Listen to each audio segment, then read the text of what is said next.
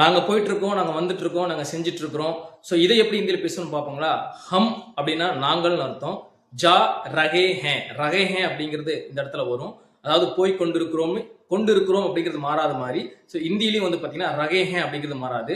ஹம் ஜா ரகே ஹே, ஹம் but ரகே ஹே, ஹம் தேக் ரகே ஹே. இந்த இடத்துல ஹம்முக்கு பதிலா ஏ வே அப்படி போட்டீங்கன்னா அவர் வந்துட்டு இருக்கிறாரு, அவர் போயிட்டு இருக்கிறாரு, அல்லது இவர் வந்துட்டு இருக்கிறாரு, இவர் போயிட்டு இருக்கிறாரு, அவர்கள் வந்துட்டு இருக்கிறாங்க, இவங்க வந்துட்டு இருக்கிறாங்க அப்படிங்கிறது மாறிடும்.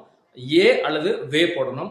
இதே வந்து ஆப் அப்படி போட்டீங்க அப்படின்னா, ஆப் அப்படின்னா நீங்கள், நீங்க வந்துட்டு இருக்கீங்க, நீங்க போயிட்டு இருக்கீங்க, நீங்க செஞ்சுட்டு இருக்கீங்க அப்படின்னா app Jha ரஹே hey, app Tegh ரஹே hey, of so ரஹே hey, app கர் ரஹே ஹே இப்படிங்கிறது முடியும்.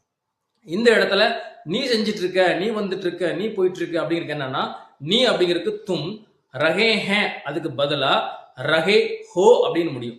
தும் ஜா ரகே ஹோ, தும் கர் ரகே ஹோ, தும் தேக் ரகே ஹோ. ஸோ இந்த மாதிரி என்ன ஆகும்னா இந்த சென்டென்ஸ் ஃபார்மேஷன் ஆகும். இந்த வீடியோ பிடிச்சிருந்தா லைக் பண்ணுங்க, ஷேர் பண்ணுங்க, கமெண்ட் பண்ணுங்க. நான் எடுக்கிற ஆன்லைன் கிளாஸை அட்டன் பண்ணுங்க. தேங்க்யூ.